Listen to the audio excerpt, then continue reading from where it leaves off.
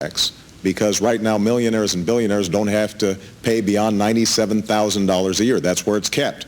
Now, most firefighters, most teachers, they're not making over $100,000 a year. In fact, only 6% of the population does. And I've also said that I'd be willing to look at exempting people who are making slightly above that. But understand the alternative is that because we're going to have fewer workers to more retirees, if we don't do anything on Social Security, then those benefits will effectively be cut because we'll be running out of money. But Senator, that's a tax. That's a tax on people under $250,000. Let me finish my point here, Charlie. Senator Clinton just said she certainly wouldn't do this. This was a bad idea. In Iowa, when she was outside of camera range, said to an individual there she'd certainly consider the idea, and then that was recorded, and she apparently wasn't aware that it was being recorded.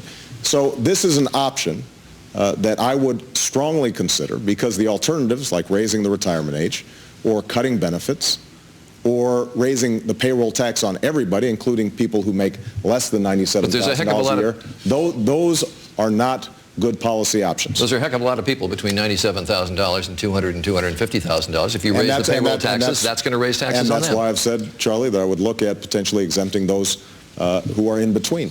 But the point is we're going to have to capture some revenue in order to stabilize the Social Security system. You can't get something for nothing. And if we care about Social Security, which I do, and if we are firm in our commitment to make sure that it's going to be there for the next generation, and not just for our generation, then we have an obligation to figure out how to stabilize the system. And I think we should be honest in presenting our ideas in terms of how we're going to do that, and not just say that we're going to form a commission and try to solve the problem some other way. Well, in fact, I am totally committed to making sure Social Security is solvent. If we had stayed on the path we were on at the end of my husband's administration, we sure would be in a lot better position, because we had a plan to extend the life of the Social Security Trust Fund, and again, President Bush decided that that wasn't a priority, that the war in Iraq and tax cuts for the wealthiest of Americans were his priorities, neither of which he's ever paid for. I think it's the first time we've ever been taken to war and had a president who wouldn't pay for it. But when it comes to Social Security, fiscal responsibility is the first and most important step. You've got to begin to rein in the budget, pay as you go, to try to replenish our Social Security Trust Fund. And with all due respect, the last time we had a crisis in Social Security was 1983. President Reagan and Speaker Tip O'Neill came up with a commission. That was the best and smartest way, because you've got to get Republicans and Democrats together. That's what I will do. And I will say, number one, don't cut benefits on current beneficiaries. They're already having a hard enough time. And number two, do not impose additional tax burdens on middle-class families. There are lots of ways we can fix Social Security that don't impose those burdens, and I will do that. That commission raised the retirement age, Charlie, and also raised the payroll tax.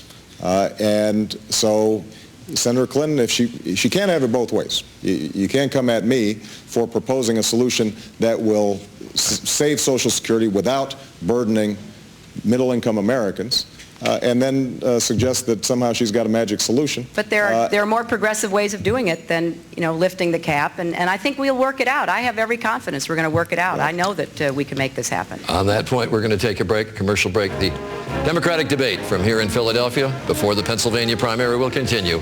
Stay with us. We'll be back.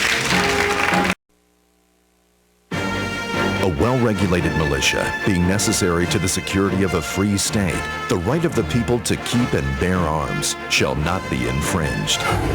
Live from the National Constitution Center in Philadelphia, Pennsylvania, once again, Charles Gibson and George Stephanopoulos. Back to the Philadelphia debate, the Democratic debate, just less than a week now before the Pennsylvania primary. And I would be remiss tonight if I didn't take note of the fact that today is the one-year anniversary of Virginia Tech. And I think it's fair to say that probably every American during this day at one point or another said a small prayer for the great people at that university and for those who died. It also, I suspect, makes this an appropriate time to talk about guns. And it has not been talked about much in this campaign, and it's an important issue in the state of Pennsylvania. Both of you in the past have supported strong gun control measures. But now when I listen to you on the campaign, I hear you emphasizing that you believe in an individual's right to bear arms. Both of you were strong advocates for licensing of guns. Both of you were strong advocates for the registration of guns. Why don't you emphasize that now, Senator Clinton? Well, Charlie, on Friday, I was with Mayor Nutter, who's here, in West Philadelphia at the YMCA there to talk about what we could do together to bring down the crime rate that has ravaged Philadelphia.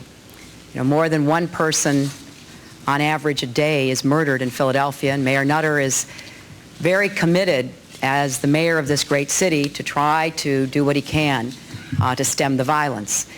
And what I said then is what I have been saying, that I will be a good partner for cities like Philadelphia as president, because I will bring back the COPS program, the so-called COPS program, where we had 100,000 police on the streets, which really helped drive down the crime rate and also helped create better community relations.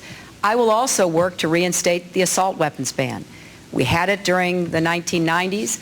It really was an aid to our police officers who are now, once again, because it has lapsed, and the Republicans will not reinstate it, are being outgunned on our streets by these military-style weapons. I will also work to make sure that police departments in Philadelphia, Pittsburgh, Harrisburg, across America, get access to the federal information that will enable them to track illegal guns, because the numbers are astounding. Probably 80% of the guns used in gun crimes are in the hands of that criminal, that gang member, unfortunately people who are sometimes mentally challenged because it got there illegally. And under the Republicans, that information was kept from local law enforcement. So I believe that we can balance what I think is the right equation. I respect the Second Amendment. I respect the rights of lawful gun owners to own guns, to use their guns, but I also believe that most lawful gun owners, whom I have spoken with for many years across our country, also want to be sure that we keep those guns out of the wrong hands. And as president, I will work to try to bridge this divide, which I think has been polarizing and frankly doesn't reflect the common sense of the American people.